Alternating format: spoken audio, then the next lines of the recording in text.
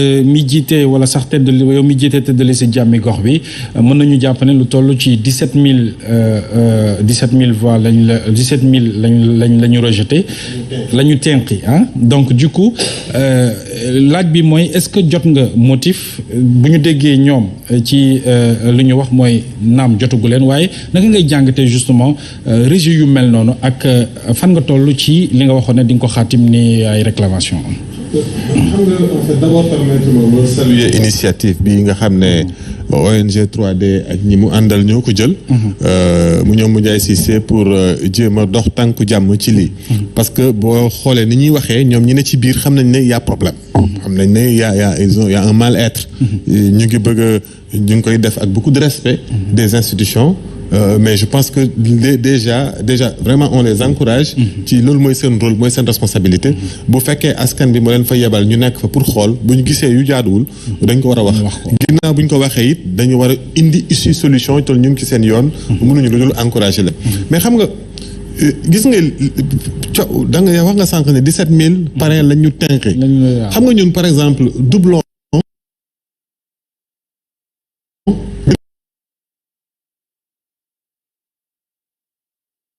40 000 bu ñu fekkoon ne doublon yi dañuy wax ne li ngeen am ci doublon la 2400 je pense bu fekkoon ne loolu kese dañu soxla sax ñu mën uti waat indi ndax boo ko dindee ci li ñu am yàqaluñu dinañ matal 34 000 yu ñu demee. loolu il faut que mu leer. bu fekkoon ne doublon kese la du problème parce que nit ñi doublon lañ xam. et puis code électoral bi doublon la xamut autre motif.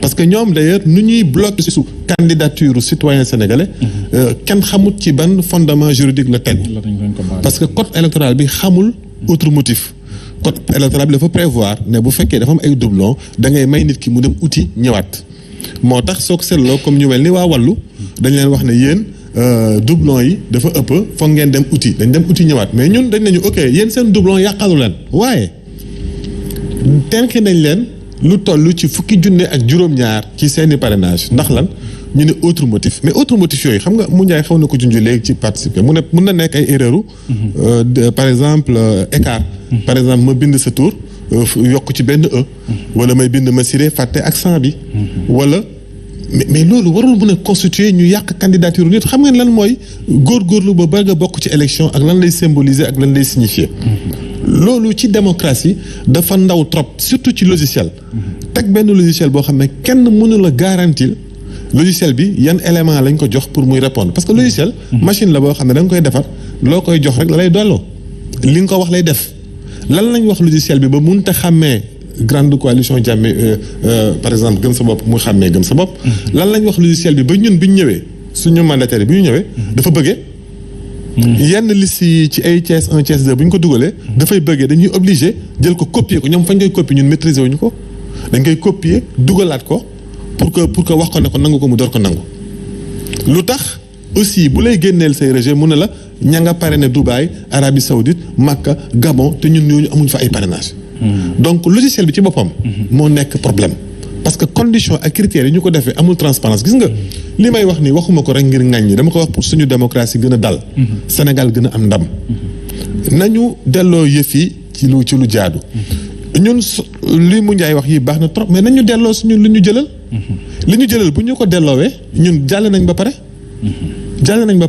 mais mënuloo nga xëy tenqi ko ci ay base yoo xam ne et puis nañ waxante dëgg lan moo am solo ci élection lan mooy solos parrainage mooy dañuy éviter nit koo xam ne jógee fa rek ñëw rek am xaalisam ne damay bokk te fekk na liggéey bu mu waroon liggéey ci suuf mais ñun ñi nga xam ne dañ dem élection locale dem ko ci ay bërëb yu fasantikoo def résultat bu dee ñaari mairie sax gagné nañ ko am na ñaari mairie am fële ci département de Goudomp jël ay résultats yu conséquents ay deuxième ci ay département am ay conseillers ci Kaolack ci Louga ci ay bërëb yu fasantikoo ci réew mi ñu am conseil ba pare mais léegi moo leen wax ne mënuñu am parrainage c'est impossible parce que nu ñu déployé woo ak seen présence au mouvement bi ci terrain bi rek déjà am nañu benn élan parce que suñu taux de pénétration rien que ci local yi presque def na 5%. Est-ce que le système du parrainage ne pose pas problème ni ko ak yenn acteurs yi waxee woon auparavant que même au-delà sax système bi ak ñi ñuy tenki seen i parrainage yu mel noonu. est-ce que système mu parrainage bi du jar nag ñu xool ko wala ñu ut beneen système bu dul parrainage bii nga xamante ne nii da ngay ut sa parrain ba noppi ñu dem ñu ne la rejeté nañu nangami rejet. te duñ la jox motif en fait. xam nga parrainage ci boppam. boo ko fàttalikoo nit ñi aussi foog ñu dellu tuuti ba ñuy def loi wu parrainage bi. ñun boobu ci jamono jooju maa ngi yëngatu ci mouvement wu Y'en a marre. dañu génnoon ci mbedd mi. keroog fii ci place de l'Obélisque c'était un 19 mars. boo ko fàttalikoo dañu quadriller woon dëkk bi ba ñun ku génn sa buntu kër ñu jàpp la. suñu ndaw yi ñu jàpp leen du toroxal leen ci commissariat yi torturer leen ci jamono jooju. ku jëkk politique yi dañu seetaanoon ci jamono jooju. et pourtant bañ koy dénoncer dama koy dénoncer ci jamono jooju. lan la ñu waxoon dañu waxoon ne parrainage en soi bonut. waaye nañu définir ay critères yu leer yoo xam ne. du nekk un moyen pour le pouvoir mu casser du citoyen. du nekk maanaam benn ngàndaay buy nguur gi di utiliser pour ku ko neex mu jàllale ku ko neexul mu jamee jàllale loolu rek la ñu waxoon ndaxte tey jii parrainage li tax man ma ne ci parrainage ci boppam buñ ko xarab parce que tey jii ci réew mu mel ni réewu Sénégal bu fekkee ne dañu jël yeneen critère ginnaaw li fi xewoon ci 2017 ci élection législative yi nga xam ne amoon nañ lu mat 65 listes. ba mujj nañ obligé voter benn loi pour ñu di jël juróomi kayit kese. ak loolu yëpp lu mu ñu jaral ak pollution buy kayit yi di indi. ñu fay des jar na kon ñu rationaliser ko mais bu fekkee ne rationalisation boobu man gëwuma ne ci démocratie dafa war a fondé wu ci xaalis.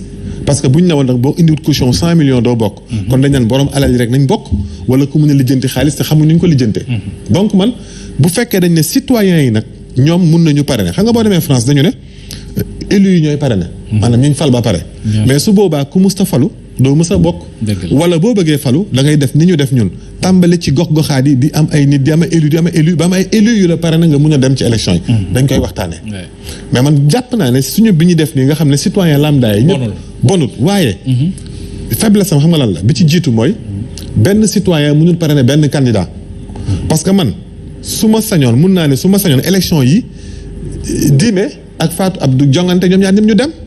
bu ma leen yóbbee ñu dem campagne bu ñu campagne ba pare ma tànn ci kenn. lu tax ñu bëgg ma imposer na ma da ngay tànn kenn rek mu dem.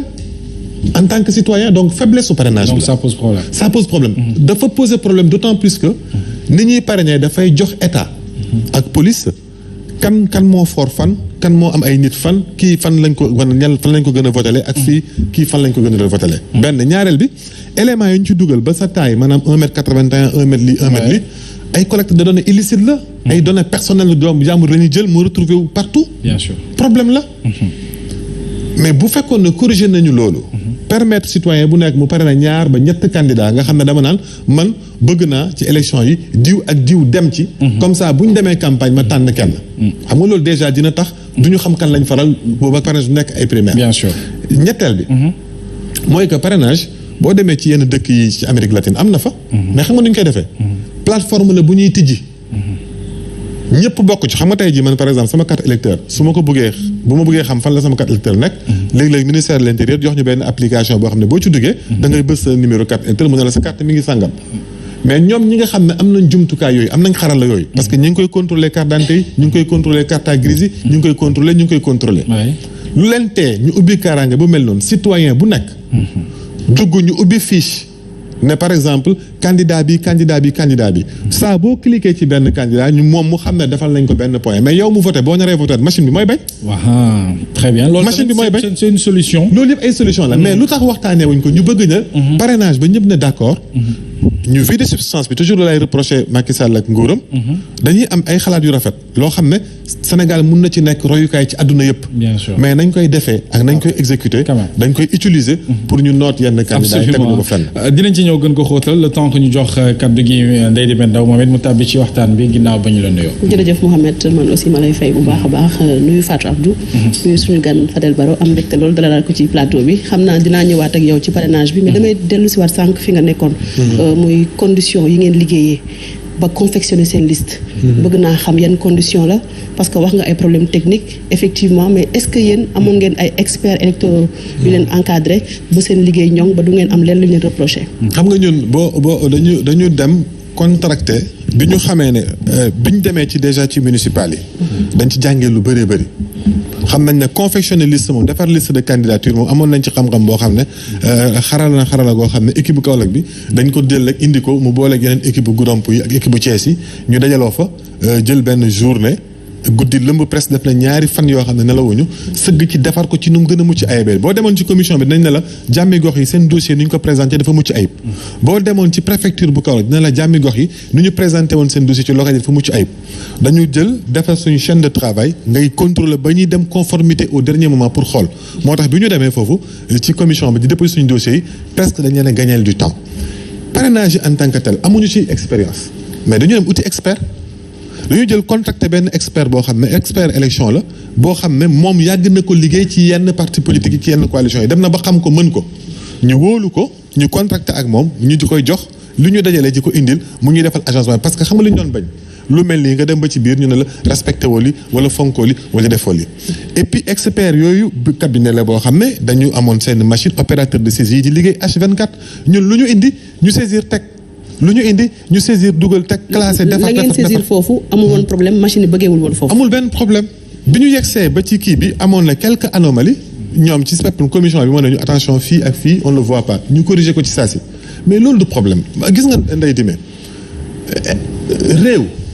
réew duñ ko fowe élection dafa nekk lu sensible parce que élection mooy lan élection mooy yéen ñi am xalaat ci réew mi yéen ñu am kaddu ci réew mi yéen ñu am gis-gis ci réew mi nu muy doxee kaay leen ngeen wax ko askan bi mu dégg atte ban la ci tànn pour mu wéy ci biir réew mi loolu bu amee da ngay état xam la mooy rôle am favoriser ba ñi bëgg a wax ñu mën a wax ci ay conditions yu gën a leer bu ko defee askan bi mën a tànn ci nu mu gën a dalee waaye rôle état du nan laay fexee ba diw kenn du ko fi déggee diw kenn du ko fi déggee parce que clairement nu ñu def suñu liste yi xam nga lan lay niru mouvance bi ji nga xam ne man dama bokk ci ñu ko incarné jógee ci société civile duñu ay politiciens classiques duñu ay ñëwuñ ci politique di xàññeet ak rëyan saagante ak xastante déedéet dañu bëgg a delloo ci xam-xam ci politique bugg a delloo ci bugg a redorer blason maanaam indi ci ay rupture ay coppite yoo xam ne duñu politique ngir njuuj njaaj mais dañuy politique di wax lu leer di wax loo xam ne askan bi bu ko déggee mën na ko amal njëriñ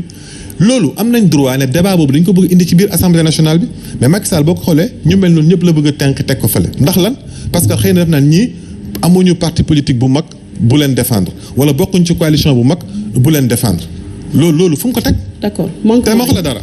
réew mu tàkk doo ko fi waxee moo ko taal. d'accord manquement yi ci parrainage bi bari na wax nga ko mais fàttali aussi loolu moo taxoon Abdoulaye Tine yóbbu mbiri ca CEDEAO dëggal ni loi bi baaxul. mais le problème mooy tey lan moo tax CEDEAO wax li muy wax yéen ngeen koy dénoncer ci kaw ba pare ci suuf dem di uti ji ay parrainage est-ce que foofu amul contradiction est-ce que yéen foofu tamit nelawuñ leen woon. déedéet nelaw bi mënoo wax ne dañu nelaw xam nga lu tax.